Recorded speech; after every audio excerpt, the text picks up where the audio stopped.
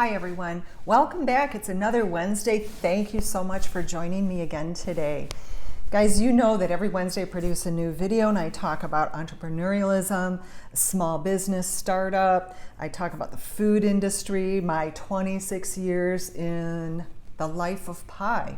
And also I've been talking a lot about farming practices. So I've got something to share with you today that I am really excited about. Guys, I've been working on this project for well over a year. It's been a lot of talking, a lot of phone calls, a lot of moving and shaking, just a lot of stuff. It started out in 2018, the winter of 2018. I went way up north and I took a class from MSU. I want to tell you all about it, what I discovered, and where we are right now. All right, you guys, stay tuned.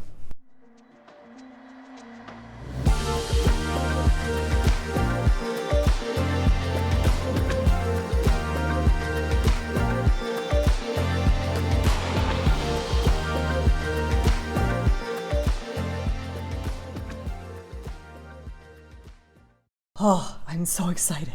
So I have learned a lot about health and nutrition as a food manufacturer here for 26 years.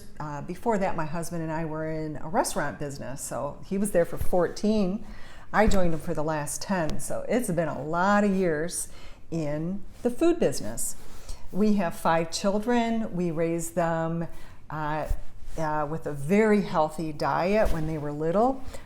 We ate a lot of fruits and vegetables, a lot of fruit smoothies, a lot of brown rice and lentils, and pretty much a vegetarian diet. A lot of the information that is out there on my website about me and my husband, we were both raised on small family farms. I milked a cow every morning before I went to school, so we had one milk cow, and so we grew up drinking raw milk with the cream floating to the top, and you'd have to shake the jug every time you'd pour yourself a glass of milk. We made our own butter. We had our own chickens, so we ate our own fresh farm, eggs, and our own chicken curry. So that was another part of it. But yeah, and rabbits too. Remember, my mom and dad had rabbits too. So lots of good down home on the farm, good eating. We had a big garden, and so did my husband Dave. They had cows, milk cows. They had a big garden. My mother-in-law Irene did a lot of canning. They did a lot of gardening. So we were eating off the land. And I look back at it now and I think, man, that was really a rough life. We were pretty poor growing up. There were many years that our home didn't even have indoor plumbing. We lived way back in the woods. It was like Little House on the Prairie, man, growing up. We were eating like kings. We were eating high on the hog, really. I mean, and I'm sure that there's a lot of people out there that know what it's like to grow your own food and eat really healthy food. Everything was organic. So it's really in your life. I guess my parents really valued, the farm living. Yeah, it was pretty rough, but man, the food was good. Dave and I really know what good, wholesome food tastes like. So the point that I'm trying to make is, if Dave and I really know what good, wholesome food tastes like, why are we not practicing that at the pie shop? Well, we're doing the best we can so far. We pat ourselves on the back all the time because we're buying all Michigan-grown apples, Michigan-grown cherries and blueberries. Our flour comes from Michigan. And as I told you guys on last week's video, that I made that huge mistake by talking about how we were using Michigan-grown beet sugar. And, that was really wrong. I had said that on a video 10 years ago when Whole Foods came out and did a vendor spotlight. So today we are certified by a third party, SQF. SQF stands for Safe Quality Food. So yes, now as a food manufacturer, we have specifications, what we want, what we allow, what we don't want, coming in our back door in our loading dock. What is in our food chain nowadays? There's a lot of funky stuff that is in our food chain, guys, that wasn't in our food chain 30, 40 years ago. Like I said, as I was growing up as a kid, food tasted really good. What's wrong nowadays? We at home use Kerrygold butter, and it's a huge difference in taste when you are eating butter from cows that are out on the pasture eating green grass, or during the winter eating really high quality hay that's been made properly. It's a huge difference than eating butter from a cow that's sitting on a feedlot being fed GMO corn. Huge difference in taste. So I'm thankful that I still have the memory, or I still have the taste buds to know the difference between good quality food that's produced with really high standards versus mass-produced, conventionally grown stuff where we are supporting Monsanto in big ag. So a couple of weeks ago, we had our visitor come out that I want to tell you about. He is from a group of farmers up in Mayo, Michigan, that is only raising their cattle on the pasture, on the grass, or eating high quality hay in the winter, 100% grass fed. So we want to purchase milk from these cows that are being raised in a really sustainable manner. They're out on the fields, but they're being rotated every day to a fresh paddock of green pasture, or in the winter, good high quality hay. So what's the big deal about buying milk from a cow that's sitting or standing in a feedlot, or actually being fed grain? We know scientifically that the milk from 100% grass-fed cows is a lot higher in nutrition. It's a lot higher in CLA, and I'm sure that some of you guys that are watching know people who are doing paleo, and all those guys, they're out there working out, they're only buying and eating the best, highest quality food that they can find, and that is 100% grass-fed beef or chicken, pasture-raised eggs, grass-fed milk, dairy products, CLA, look it up. There's been a lot of lab tests out there that this milk is so much higher nutrition, it's much higher quality. And guys, if you're gonna eat pie or you're gonna eat anything that has a dairy product in it, wouldn't you want to find the best, highest quality produce and ingredients that you can find to feed your children and yourself and your friends and family? So we're going to show you some clips of my visit with Nathan, the Amish dairy farmer. And you guys, you don't have to be Amish to properly rotate your cattle on your fields, but this is the way they have been farming, for generations.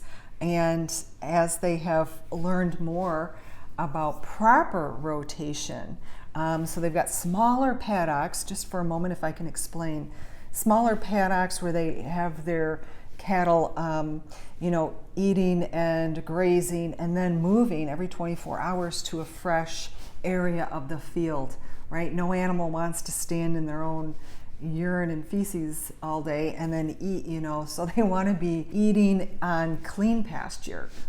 So these cows are really happy to be kept clean and freshly rotated with good fresh stuff. So they're in herds being rotated properly. They're being brought in for milking, then going out to a clean pasture. I hate it when I drive by farms where there's cows in small paddocks, they're penned in small area. And I see this down the road where these poor cows are overgrazing. The field has barely any grass out there. They're standing in mud.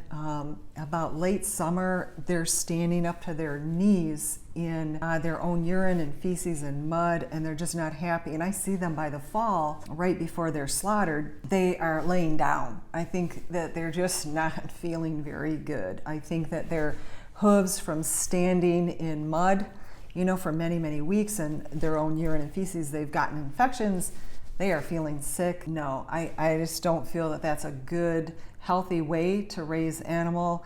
Let's even talk about the ethics and the humanity. These animals are not being raised in a humane, ethical manner as far as I'm concerned. So I was just so excited to talk to Nathan and, talk about what's going to be happening here in the late summer. I am excited to be able to try out their 100% grass-fed butter. Can you imagine how good our cream pie will taste with 100% grass-fed milk that's really super high in, all the good nutrients? Another thing that they're going to be doing is creating their own processing plants. So of course the USDA says that the milk has to be pasteurized, but they're going to be doing a very slow rise of the heat and a slow lowering of the heat when they're pasteurizing the milk, as not to bring it up really hot and kill a lot of the good biology that's in the milk, right? So there's a lot of different strains of bacteria. 99.9% of this bacteria is good for you. It's good for your gut biome. It's good for your digestive tract, right? We're always trying to eat probiotics, and we're eating yogurt and everything, trying to build up that healthy gut biome so that that good biology in our intestines can digest the food properly and can utilize all the nutrition that we're eating. So we're worried about, let's eat really good high quality. We eat a lot of organics. We're making sure that our produce isn't being sprayed with the herbicide glyphosate. So I'm really excited about working directly with the farmer. We had a long conversation that day, and we talked about a lot of things, including hay fields and how nutritious the hay fields were.